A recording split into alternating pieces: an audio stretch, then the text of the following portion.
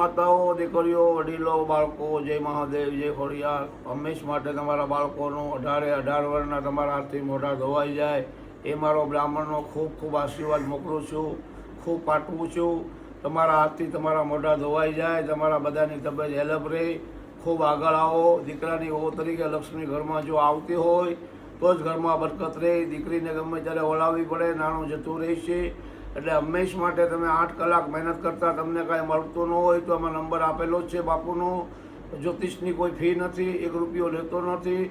એના માટે બ્રાહ્મણોને બેહાડવા પડે, વિધિ આવે તો એનો ખર્ચો થાય. તમે મને એમ કહો 9 દિવસ રામાયણ કરવા આવો તો એના પૈસા હું લેતો નથી, ભાગવતના પૈસા લેતો નથી. તમે મને પ્રેરણે પૈસા આપો તો એ નથી લેતો, સમજી લેજો.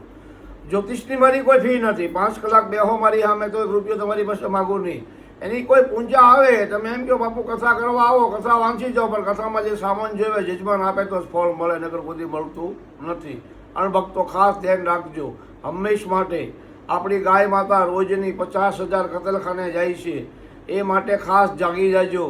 હિન્દુ, મુસ્લિમ, કહાઈ કે પંજાબી બધા એક વરણ, તમામ વરણને મારે કહેવાનું છે. સાચા ભારત હોય, ભારત આપણી માતા હોય, એને આપણી માની હત્યા જો આપણી સામે થતી હોય. આજે તમિલનાડુની અંદર સતીશ અગ્રવાલ પોતે ઓનર છે, હિન્દુ છે, એનું નામ કબીર રાખેલું છે, એનો ચંદો સરકાર લે છે. આ મારે ખાસ બધા તમારે બધાને કહેવાનું છે. 18 વર્ષને હિન્દુ ખાસ જાગી જાઓ ગાય માતા માટે, તો તમારા બધાના સવાસ ધંધા કમાણી સારું રહેશે. નગર તમારું બધું ખતમ થઈ જશે. તમારું ભારત વેસાઈ ગયું છે. ટ્રમ્પ કઈ એટલું જ મોદી કામ કરી રહ્યો છે. બધી તમારી બધાની પથારી ફેરવીને જતો રહેશે. એના પાસપોર્ટ ઝટપટ કરી લેજો, નકર કારે વયો જાય, કાંઈ કહેવાય નહીં. એ ખાસ કહું છું તમને બધાને. જાગવું ન જાગવું તમારી મરજીની વાત છે. એક મા બાપને આશ્રમમાં મૂક્યો હોય તો ખાસ લઈ આવજો. જગતમાં મા બાપથી ઊંચું કોઈ છે નહીં. હંમેશ માટે કહેતો આવું છું ને કહું છું, કોઈ બી ભક્તિ કરો ભગવાનની, જ્યાં સુધી તમે મા બાપનો સ્વીકાર નથી કર્યો તો તમને ભગવાન, તમે ગમે એટલી પૂજા કરો, ગમે એટલું દાન કરશો તોય તમને સ્વીકારશે નહીં. ગમે એવા હોય મા બાપ, તો માતા પિતા, તમે પહેલું સ્થાન ભગવાનનું, બીજું માતાનું, ત્રીજું ગુરુનું.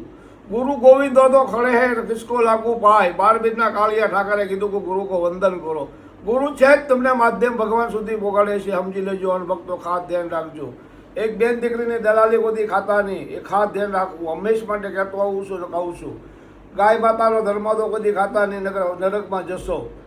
નરકમાંથી કોઈ બહાર નહીં નીકળી શકો, એટલું યાદ કરીજો. ધર્માદો કોઈ ખાવો નહીં. ધર્માદો એટલે માંદો. ત્યાં પૈસા લોકો મૂકે, નીતિવાળા 2 લાખ મૂકે, 2 લાખ, 5 લાખ, પણ જે 2 કરોડ રૂપિયા આપે, 5 કરોડ, એ 2 નંબરનું નાણું આવતું હોય, એ કઈ રીતના પૈસા આવતા હોય એ આપણને શું ખબર છે. એ ખાઈ તો બુદ્ધિ ભ્રષ્ટ થઈ જાય. આ ધર્માદો ખાવ તો 100-2 રૂપિયા ત્યાં મૂકી દેવાના, પણ એમ નામ કોઈનું ખાવાનું નહીં. એ અમારી ખાસ તમને કહેવાની જરૂર છે.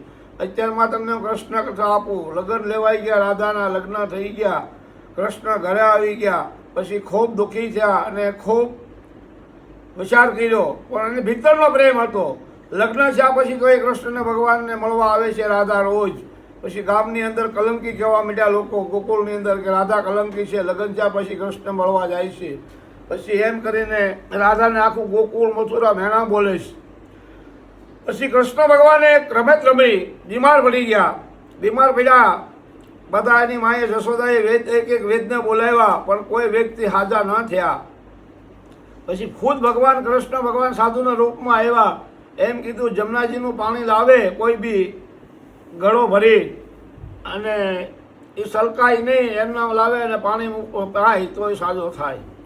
એમ કરી એટલે બધી ગોકુળની એક પાણી ભરે, પણ પાણીનો ઘડો ભરાય નહીં. ખાલી રહે, ખાલી રહે. પછી રાધાને ખબર પડી.